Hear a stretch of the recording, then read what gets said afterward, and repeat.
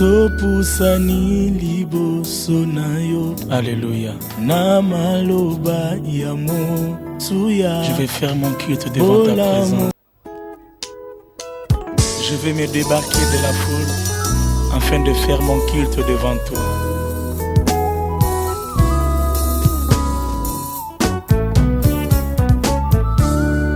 Topusani liboso na yo. Alléluia. Na maloba ya mosuya. Je vais faire mon culte devant ta présence. Jusqu'à ce que je te voie, Jésus.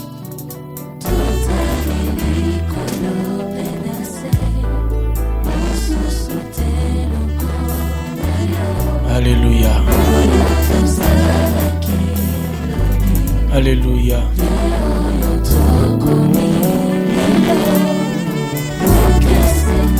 Nous vient de loin, qui va être son canal pour nous parler. Plusieurs certainement le connaissent parce que c'est parmi les frères qui ont évolué avec nous pendant plusieurs années à la résurrection et dans les départements de prière, à la jeunesse pendant plusieurs années. Et entre-temps, Dieu a permis qu'il se retrouve en Afrique du Sud. Et là, Dieu l'a béni de plusieurs manières, dans le travail, dans la vie familiale, mais aussi il est homme de Dieu, il est pasteur. Et ce matin, je vais l'introduire, bien sûr, mais aussi pour nous dire que déjà hier, nous étions au baptême du livre qu'il a écrit, La puissance de la prière. Et j'ai béni le Seigneur pour ce moment que nous avons passé ensemble. C'était un moment de baptême de livre, mais la gloire s'est manifestée. On pouvait sentir la présence de Dieu. Et nous bénissons le Seigneur pour cela. Alors le livre qu'il a écrit, il est là. Et personnellement, j'ai parcouru ce livre et je peux vous promettre que vous sentez que quelque chose vous est communiqué. Ce n'est pas seulement, j'aime souvent dire que nous avons le ministère de l'encouragement et j'aime souvent dire que nous aimons encourager les frères qui font des bonnes choses et qui nous bénissent par ce qu'ils produisent. Mais ce matin, au-delà de l'encouragement, j'aimerais que quelqu'un puisse acheter ce livre parce qu'il sera vraiment béni. Il a été préfacé par le révérend Dominique Ngoy. Et dans la préface du révérend Dominique Ngoy, il y a quelque chose que j'ai aimé et que j'aimerais dire encore ce matin. Il dit ceci. Souvent, nous avons pensé que les gens qui font des grandes choses dans la prière, ce sont des héros. Ce sont des gens qui sont d'un autre niveau. Mais quand vous lisez ce livre, bien sûr, basé sur des exemples de l'Écriture et de son témoignage personnel, vous vous rendrez compte que Dieu utilise même les choses faibles, les choses viles, les choses négligeables, mais quand elles se mettent à genoux, sa puissance se manifeste. Et peut-être que tu te poses la question, mais comment est-ce que moi je n'arrive pas à prier? Achète ce livre. Tu auras certainement des réponses. Peut-être que tu te dis, oui, mais j'aimerais connaître les sortes de prière, j'aimerais connaître comment prier avec puissance, j'aimerais avoir des résultats dans la prière. Ce matin, je vais vous donner juste quelques minutes. Nous voulons acheter le livre du pasteur Jean-Claude Ndagano qui est avec nous. Et là où vous êtes, il est juste à... Et tous les autres termes que vous voulez, à $20, venez prendre ce livre. J'ai beaucoup parlé, mais maintenant j'aimerais présenter l'homme que lui-même s'est choisi pour déposer quelque chose dans ma vie. La Bible dit, béni soit celui qui vient au nom du Seigneur. Alors nous allons nous tenir debout. Et pour certains, c'est peut-être un collègue de longue année, mais on nous a souvent dit en ce lieu, si tu vois ton ancien collègue juste comme ton collègue, tu risques de ne pas recevoir. Mais ce matin, vois l'homme de Dieu qui te parle de la part de Dieu. Et nous recevons le pasteur Jean-Claude Dagano sous nos acclamations.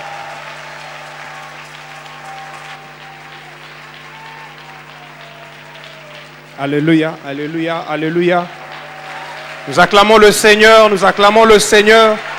Nous acclamons le Seigneur. J'étais en train de dire, nous acclamons le Seigneur. Nous acclamons le Seigneur, le Dieu de gloire. Un seul mérite de recevoir la gloire aujourd'hui. Il est Dieu. Il s'appelle Jésus. Le rejeton de David, l'étoile brillante du matin, le soleil de la justice. Celui que j'appelle Jéhovah Pandangila. Le Dieu glorieux qui peut ouvrir des portes là où il n'y en a pas. Le Dieu merveilleux. Le seul qui est capable de donner un nom à quelqu'un qui n'a pas de nom. Celui qui a élevé des familles qui n'ont pas été connues. Celui qui a fait des personnes inconnues devenues connues. Celui qui a rendu capables les incapables. Il fait marcher les crépus. Il fait voir ceux qui ne voient pas. Dieu de gloire, alors que nous sommes debout, je veux te célébrer.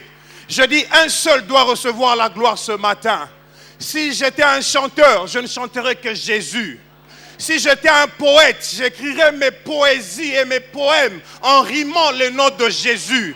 Si j'étais un artiste, toutes mes peintures seraient que Jésus. Si, Seigneur, oh Dieu Tout-Puissant, j'étais un parleur, je parlerais de Jésus. Et ce matin, je veux parler de toi, Jésus. Glorifie ton nom, au nom de Jésus-Christ. Amen. Vous pouvez vous asseoir. Merci beaucoup. Merci beaucoup. Je suis venu avec un peu de bruit. Pour les gens qui me connaissent, c'est ma nature. Je vais faire un effort pour me calmer un peu. Avant de commencer, je veux dire merci au Seigneur qui vraiment m'a fait cet honneur. Et comme je le dis toujours, quand je me lève pour prêcher, ce n'est pas parce que je le mérite, mais c'est simplement par sa grâce. Ce n'est pas parce que je connais plus que toi qui es assis ou assise, mais simplement par sa grâce. Je dis sincèrement merci à Daddy et à Mamie pour cette confiance de pouvoir m'accorder cette occasion pour parler au peuple de Dieu. Vous savez, quand vous avez été un enfant dans la maison, vous êtes assis pour recevoir, et qu'un jour vous vous leviez comme ceci, au devant des gens que je connais ici. Il y a beaucoup de mes responsables ici, serviteurs et servants de Dieu. Il y a nos mamans, il y a nos papas qui nous ont vus venir à l'église, qui nous ont vus commencer à apprendre à méditer la parole de Dieu. Et aujourd'hui, vous parlez de la part du Seigneur, ce n'est que par sa grâce. Et pour moi, je dis, c'est un moment de prophétie et d'accomplissement pour plusieurs personnes qui ne se reconnaissent pas pour ce qu'elles sont. Et ce matin, je veux te dire ceci. Mamie a déjà introduit le thème de mon message. Il vous a parlé des choses, elle a parlé comme une prophétesse. Et je vous dis, avant que je ne donne le thème de mon message, je veux dire à quelqu'un ceci. Ce n'est pas parce qu'un village est petit qu'il est privé du lever du soleil. Je voudrais le répéter. Je dis, ce n'est pas parce qu'un village est petit qu'il serait privé du lever du soleil. Vous savez, il y a un village du nom de Ngweshe, quelque part au milieu des collines de l'Est, d'où est originaire ma mère. Ce village, vous ne le connaissez même pas. Mais le soleil, lorsqu'il s'est levé, peut-être il s'est levé un peu plus tôt, à l'est de votre côté, ce village a aussi été éclairé par le soleil. Ça peut prendre un temps pour que le soleil arrive à toi. Daddy a dit, reste à ton poste. Et si tu es seulement dans le système solaire, ce soleil arrivera jusqu'à toi. C'est pourquoi ce matin, je veux parler aux personnes comme nous, qui se considèrent être petits, aux personnes qui ne sont pas connues, à ceux qui sont faibles, à ceux qui ont été labellés comme sans valeur. Je vais vous parler pour vous dire, Dieu prend plaisir d'utiliser de petites choses. C'est là le thème de mon message. Il prend plaisir d'utiliser des petites choses. Il y a un homme qui s'appelle Samson. Un jour, il était en train de marcher. Vous lirez cela dans Juge chapitre 14. Il était en train d'aller pour rencontrer ou commencer ses fiançailles avec quelqu'un. Et alors qu'il allait à Timna, la Bible dit, il était avec son père et sa mère. Mais la Bible ne nous dit pas où je crois les parents avaient déjà précédé Samson lorsque un lion a rencontré Samson sur le chemin. La Bible dit, et je vais le lire à partir de là, Juge chapitre 14 au verset 6. L'Esprit de l'Éternel saisit Samson et sans avoir rien à la main, Samson déchira le lion comme l'on déchire un chevreau. Mais alors ce qui est étonnant, il ne dit point à son père et à sa mère ce qu'il avait fait. Il descendit et parla à la femme et elle lui plut. Verset 8, la Bible dit, quelque temps après, notez ça très bien, quelque temps après, il se rendit de nouveau à Timna pour la prendre, maintenant prendre la fiancée, et se détourna pour voir le cadavre du lion. La Bible dit, voici, il y avait un essaim d'abeilles et du miel dans le corps du lion. Il prit entre ses mains le miel dont il mangea pendant la route. Et lorsqu'il fut arrivé près de son père et de sa mère, il leur en donna aussi, et aussi ils mangèrent. Bien-aimés, ici c'est l'histoire d'un jeune homme qui est en train de marcher et subitement un lion lui vient au-devant de lui. La Bible dit qu'il a été saisi par l'Esprit du Seigneur. L'Esprit de Dieu l'a saisi et il a déchiré le lion comme l'on déchire un chevreau. J'aime ce verset très bien parce que j'aime le Saint-Esprit. Le Saint-Esprit rend capable ceux qui sont incapables. Cet homme qui s'appelle Samson, je ne sais pas s'il était chasseur, je ne sais pas où il a appris à se battre contre un lion. Je n'ai pas appris dans l'histoire qu'il y avait des gens qui s'étaient battus avec des lions auparavant. Mais il s'est battu avec un lion parce que l'Esprit de Dieu était sur lui. Et il a déchiré le lion. Il a tué le lion, il est parti. Mais ce n'est pas là le point de mon message. Quand il est parti, il a oublié même qu'il avait tué un lion. Pour lui, ce n'était pas un exploit. Parce que la Bible dit, il n'a même pas dit à son père et à sa mère. Alors que ses parents marchaient avec lui. Pour moi, ce serait un honneur que de dire à papa, maman, vous savez, je viens de tuer un lion. Regardez même le sang entre mes mains. Mais ce n'était pas un problème pour lui. Il a oublié le cadavre du lion. Il a marché. La Bible dit quelques temps après. Parce qu'il y a toujours un temps, mais il y a aussi un temps après. J'étais en train de dire à quelqu'un, il y a un temps, mais il y a aussi un temps après. Il y a un temps, il y a un temps après. Il y a un lundi d'aujourd'hui, mais il y a un lundi d'après-demain. Bien-aimé dans le Seigneur, quelques temps après, il passe là-bas. La Bible dit, il veut regarder un peu, qu'est-ce qui s'est passé de ce cadavre? Vous savez, un cadavre, il est fait pour être enterré. Mais ce cadavre-là était tellement inutile que personne ne pouvait même l'enterrer. Un cadavre, il est fait pour être enterré. Si vous avez un cadavre en famille, vous prenez tous les soins, même les gens qui n'ont pas d'argent, ils se cotisent pour prendre le cadavre, le mettre dans un coffin. Il y en a qui le mettent en bois, il y en a qui même le peignent. Ils font quelque chose de très beau pour ce cadavre afin d'aller l'enterrer. Mais ce cadavre était tellement inutile que personne n'a même pensé à l'enterrer. Le cadavre était même rejeté, un cadavre inutile. Mais ce cadavre avait produit quelque chose.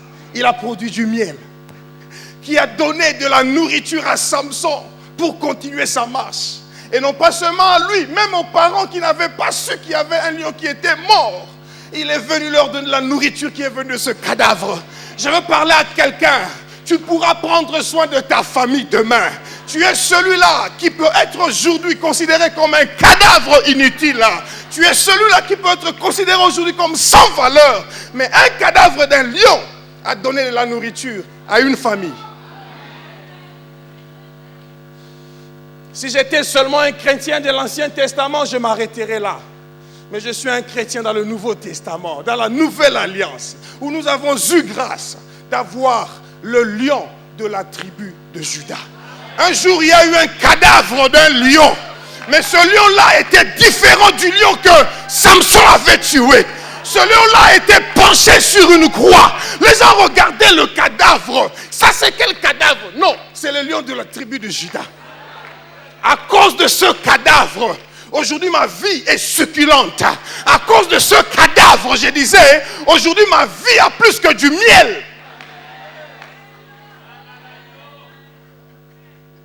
Si le cadavre de Samson ne pouvait que lui procurer du miel, le cadavre du lion de la tribu de Juda me procure plus que le miel. J'ai eu le salut, la délivrance, les bénédictions à cause du cadavre du lion de la tribu de Juda. Dieu prend plaisir à utiliser des choses considérées inutiles. Ces choses négligeables et petites, il y en a beaucoup qui sont mentionnées dans la parole de Dieu. Je voudrais tout simplement en quelques temps vous prendre vos minutes, vous présenter quelques-unes des choses inutiles que le Seigneur a utilisées. Un jour, vous connaissez ce grand homme de Dieu, Moïse. Alors que le Seigneur voulait sortir son peuple de l'Égypte, il avait dit qu'il se passerait 400 ans. La Bible dit, lorsqu'il devait maintenant partir, il s'est choisi un homme qui s'appelle Moïse. Moïse avait 80 ans. Il avait un frère qui s'appelait Aaron qui avait 83 ans. Peut-être quelqu'un se serait déjà dit que cet homme ne sera plus jamais utilisé. Dans sa trentaine, il n'a jamais été utilisé. Quand il était dans la quarantaine, la seule chose qu'il avait fait, c'était de tuer quelqu'un, de commettre une erreur. Et il a fui même la maison de Pharaon, là il habitait. Il a même gâché son avenir. Il se retrouvait chez les Madianites qui étaient un peuple païen. Et cet homme pourrait-il être utilisé un jour? Mais Dieu, en train de chercher, il dit, je veux ce Moïse, homme de 80 ans. Il pouvait déjà être fatigué. Peut-être il commençait déjà à marcher en titubant. Mais pourquoi seulement Moïse? Pourquoi pas quelqu'un d'autre de 30 ou 35 ans? Dieu, lorsqu'il se décide à choisir et à se servir de quelqu'un, il ne regarde pas ton âge. Il ne regarde pas ton background. On peut me dire que moi je suis venu de l'Emba le plus profond. Tu peux me dire que toi tu ne connais même pas la source d'où tu es venu. Mais Dieu est capable de te tirer là où il veut. Parce qu'il est celui qui cherche même au derrière de ceux qui ne savent pas que tu existes pour te faire exister. Il vient, il prend Moïse. Il dit à Moïse, viens, je vais t'envoyer, tu vas aller parler à Pharaon. Moïse commence à douter. Il dit, Pharaon me connaît. Moi, j'ai grandi dans sa maison. Quand je vais aller lui parler, qu'est-ce que je vais lui dire? Qu'est-ce que je vais dire à Pharaon? Pharaon m'a appris toutes les choses. Pharaon est fort, il est puissant. Dans Exode chapitre 7, au verset 8, Dieu dit à Pharaon, Moïse, quand tu iras voir Pharaon et que tu lui diras que Dieu t'a envoyé, quand il va nier, prends seulement la verge d'Aaron, jette ça par terre. Cette verge va se transformer en serpent. Moïse dit, mais ce genre de pratiques-là, j'ai vu aussi, le Pharaon est capable de faire ça. Je crois que ces magiciens sont capables de faire ça. Et c'est exactement ce qui est arrivé. Quand il a jeté la verge, devenu un serpent, le Pharaon appelle aussi ses magiciens, ses satrapes. Ils jettent aussi leur verge qui devient des serpents. Il dit, tu vois. Mais Dieu dit non. Moi, quand quelqu'un fait les choses telles que moi je fais, mes choses doivent marquer la différence de celles qui existent. Vous savez, il y a des choses qui sont créées quelque part, qui peuvent venir. On écrit Made in China parce que c'est fait en Chine. Les Chinois veulent savoir que c'est eux qui ont fait cela. Mais il y a des personnes qui existent dans leur vie qui peuvent aussi dire, moi j'ai été fait par mon père. Mais il y a des gens comme nous qui peuvent dire seulement, we are made from heaven. Je suis seulement un produit du ciel. Je ne vois pas qu'est-ce que quelqu'un pouvait faire pour moi qui pouvait me bouger en ceci. Alors il dit ça, je vais te démontrer que c'est moi. La verge d'Aaron a avalé tous les autres petits serpents. Une verge a été utilisée pour donner un message à un grand homme qui s'appelle Pharaon. Pharaon a commencé à réfléchir un peu, mais comme Dieu avait endurci son cœur, il a toujours hésité. Dieu a commencé à opérer les 10 plaies. Lorsque vous lisez votre Bible, parmi les 10 plaies en Égypte, 5 d'entre elles étaient opérées par la verge. À un moment, Dieu dit, lève la verge contre l'eau. L'eau va être échangée en sang. Pourquoi seulement la verge? Pourquoi ne pas demander à parler? Dieu prend plaisir à utiliser des choses simples. Je dis, c'était un bâton qui était sec. Un bâton qui était appelé à être jeté. Mais ce bâton qui était utilisé, je ne sais pas, peut-être par Aaron pour utiliser, pour marcher, a opéré des miracles devant Moïse. Lorsque nous allons dans la Bible, dans Nombre chapitre 22, il y a une autre chose négligeable que Dieu a utilisée. il y a un roi qui s'appelle Balak. Le roi Balak se retrouve en face d'Israël. Israël est en train de paraître le menacer. Il dit, je veux que ce peuple disparaisse. J'ai besoin d'un prophète pour venir maudire ce peuple pour moi. Il va prendre Balaam. Il appelle Balaam pour dire, Balaam, viens, aide-moi à maudire ce peuple. La suite de la volonté de Dieu, permissive ou parfaite, je vous épargne de cela. Ils arrivent au point maintenant où Balaam commence à partir. Il s'est décidé d'aller maudire le peuple de Dieu. La Bible dit à partir du verset 22, de Nombre chapitre 22, à partir du verset 22, que Balaam, laisse-moi le lire, il est écrit, la colère de Dieu s'enflamma parce qu'il était parti. Et l'ange de l'Éternel se plaça sur le chemin pour le résister. Et Balaam était monté sur son ânesse, il n'était pas seul, mais avec lui il y avait 2 serviteurs. Suivons maintenant. À partir du verset 23, la Bible dit que l'ânesse a vu l'ange de l'Éternel. L'ânesse s'est arrêtée pour ne plus marcher. Balaam était fâché. Il a tapé l'ânesse pour dire, marche, bouge, idiot. Et comme vous savez, l'on dit que l'âne est l'animal le plus stupide. Lorsque vous prenez le quotient intellectuel, si ça existe de tous les animaux, le quotient intellectuel le plus bas est celui de l'âne. Maintenant, cette ânesse, qui est l'animal la plus bête, le Seigneur se décide de l'utiliser. Balaam ne voit pas Dieu. Les 2 serviteurs à côté de lui, qui sont des bishops et des archibishops, ne voient pas Dieu. Et ici, c'est l'ange de l'Éternel. Quand vous lisez l'Ancien Testament, vous voyez l'ange de l'Éternel avec A, grand A. On parle de Jésus lui-même, la typologie de Jésus dans l'Ancien Testament. Donc Jésus apparaît à Balaam, mais Balaam ne voit pas Jésus. Les serviteurs de Balaam qui ont toujours été avec Balaam, qui intercèdent avec lui nuit ou jour, qui ont reçu tous les affermissements de la leçon 1 à 12, je ne sais pas s'il y en a toujours 12, qui ont reçu tous les disciples là, ces gens-là ne voient pas Jésus. Mais il y a une stupide ânesse qui est vraiment stupide, qui voit Jésus, qui s'arrête. Mais l'homme le plus intelligent, celui qui a la révélation de Dieu, tape l'ânesse, bouge, on part. La Bible dit qu'ils ont continué à marcher. Maintenant le Seigneur les a pris entre 2 murs. Il le bloque entre 2 murs, l'ange apparaît. Maintenant quand l'ânesse veut bouger, il cogne la jambe de Balaam contre le mur. Balaam se fâche. Ânesse stupide, tu ne vois pas qu'il y a le mur de ce côté. L'ânesse est en train de voir Jésus. Mais Balaam ne veut pas parler de Jésus. Il frappe encore. La Bible dit quand il a frappé l'ânesse la 3e fois. Ânesse a lobby, non. À partir du verset 28, l'ânesse, l'Éternel ouvrit la bouche de l'ânesse. L'Éternel ouvrit la bouche de qui? Un animal stupide. Dieu se décide de parler au travers de lui. Je dis un animal stupide. Dieu se décide de parler au travers de lui. Il parle à Balaam. Il dit, que t'ai-je fait pour que tu m'aies frappé déjà 3 fois? Il y a les bossons à Tikio, il y a mis balo beti, mais cette fois-ci c'est trop.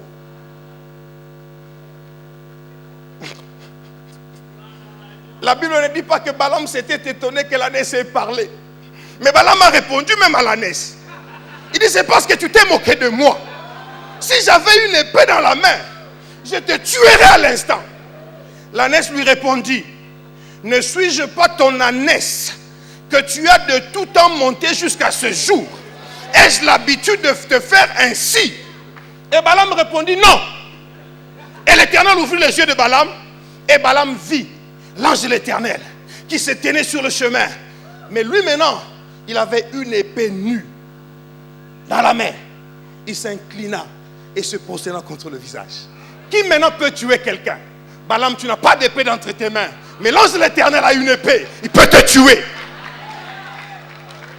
Dieu a utilisé un stupide animal pour parler à l'homme de Dieu. Le temps me manquerait pour que je vous cite encore Samson. Un jour, dans Juge chapitre 15, alors qu'il est revenu, il a eu la fiancée, il s'est marié, il est rentré, il a tué des Philistins, 1000 d'abord et puis 30 après. les Philistins étaient décidés d'aller trouver Samson pour le tuer. Alors le peuple israélite dit non, comme les Philistins sont puissants, au lieu qu'ils nous attaquent nous tous, laissez-nous livrer Samson auprès des Philistins. La Bible dit ils l'ont lié avec 2 cordes neuves, ils l'ont amené auprès des Philistins. Alors lorsqu'ils sont auprès de lui, lorsqu'ils arrivèrent à Léchi, les Philistins poussèrent des cris à sa rencontre pour qu'on vienne maintenant arrêter Samson. Il est lié comme ceci avec des cordes neuves.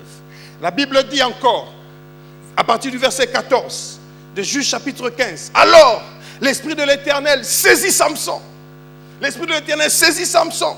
Les cordes qu'il avait au bras devinrent comme du lin, brûlés par le feu, et ses liens tombèrent de ses mains.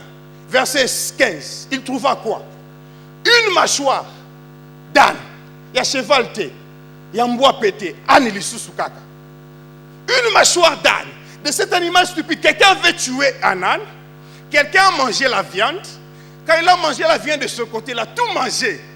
Mais le os de la mâchoire, il a jeté. Parce que c'était inutile pour lui. Qu'est-ce que je vais faire avec la mâchoire ici? La Bible dit Samson a pris la mâchoire. Avec la mâchoire, il a tué des gens. Jusqu'à en tuer combien? 1000. Et il a composé une chanson ce jour-là. Avec une mâchoire d'âne, un monceau, 2 monceaux. Avec une mâchoire d'âne, j'ai tué 1000 hommes. Une mâchoire d'âne qui a été rejetée, aujourd'hui elle est devenue le thème d'une chanson. Une mâchoire d'âne qui a été rejetée, elle est devenue le thème d'une poésie. Avec une mâchoire d'âne, j'ai tué des tas et des tas. Bien-aimé dans le Seigneur, c'est comme un homme de Dieu avec qui j'ai parlé hier qui me disait une histoire que j'ai aimée. Et je vais la répéter ici en disant aussi quelque chose que je vais ajouter ici. Une dame qui s'est acheté du pondou. Il achète beaucoup de pondou. Il va préparer le pondou. Vous savez, quand Taba Dongola ka pondou, banzete babouaki, la maman a pris tous les nzete de pondou. Elle a jeté. Elle a préparé le pondou. La voisine a pris les nzete de pondou. Elle est partie planter les nzete de pondou. La maman là-bas a mangé le pondou. Celle qui n'avait pas de pondou a même demandé le pondou. Je ne sais pas si elle lui avait donné le pondou ou pas. Mais quelques temps après, cette maman qui avait ramassé des nzete de pondou, elle est devenue productrice de feuilles de pondou. J'étais en train de dire, il y a des nzete qui ont été jetés, mais ces nzete vont nourrir des gens demain. J'étais en train de dire, il y a des nzete qui ont été abandonnés, mais ces nzete vont devenir des produits de manufacture.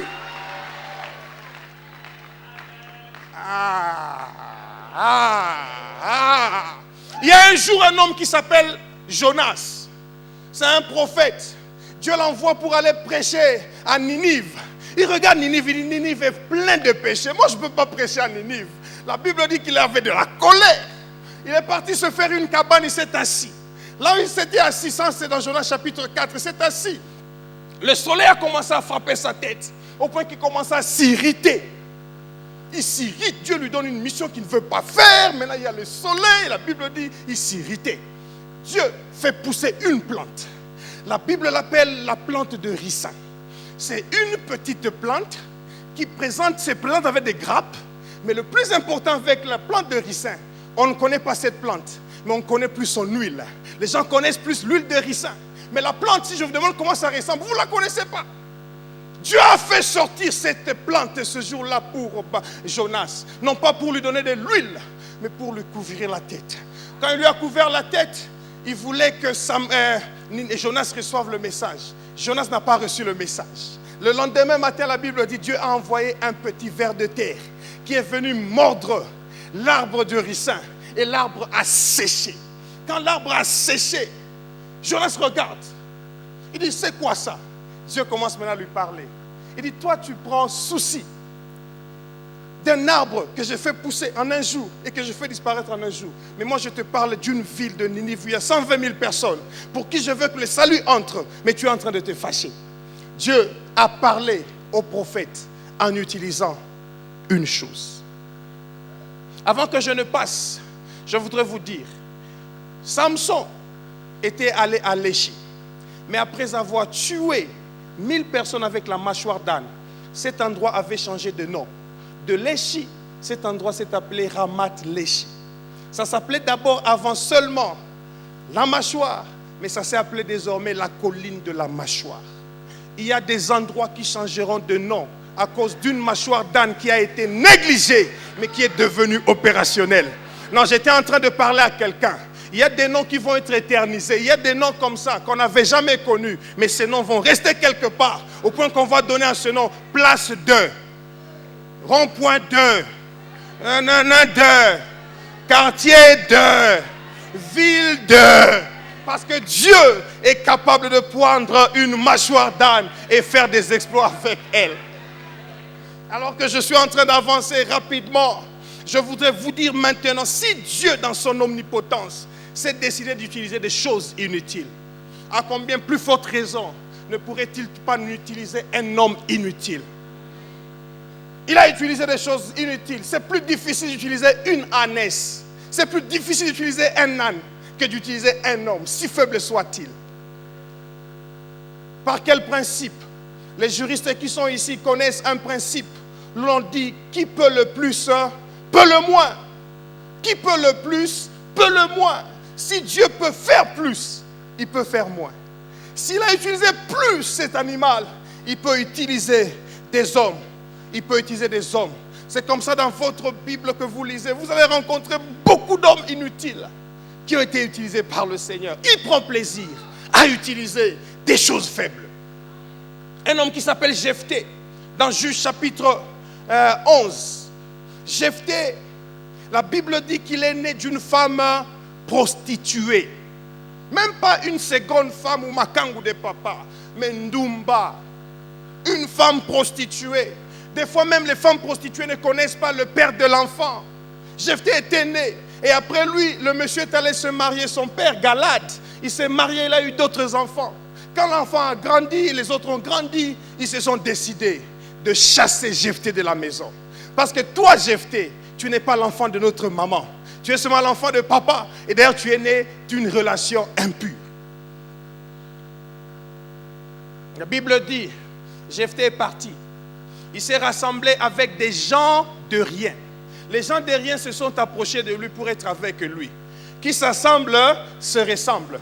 Parce qu'il était un gens de rien, des gens de rien sont venus. Je ne sais pas si un gens existe. C'est parce qu'il était un homme de rien, des hommes de rien sont venus aussi à côté de lui. Et la Bible dit, les gens de rien, ils étaient ensemble en train de faire quoi? Des coups bas. Ils vivaient des coups bas. Un jour le matin, un jour comme ça, toute la famille d'Israël, les gens qui l'avaient rejeté, reviennent à lui. Pour dire, Jephthé, s'il te plaît, viens, deviens notre chef. Nous savons que l'Éternel est avec toi. Allons, combattons Amnon. Si nous combattons Amnon, toi, tu deviendras notre chef. Si j'étais Jephthé, j'allais seulement leur rappeler une chose que Jephthé a faite. N'est-ce pas vous qui m'avez rejeté pour dire que je ne pouvais pas hériter au milieu de vous? Et ils vont te dire,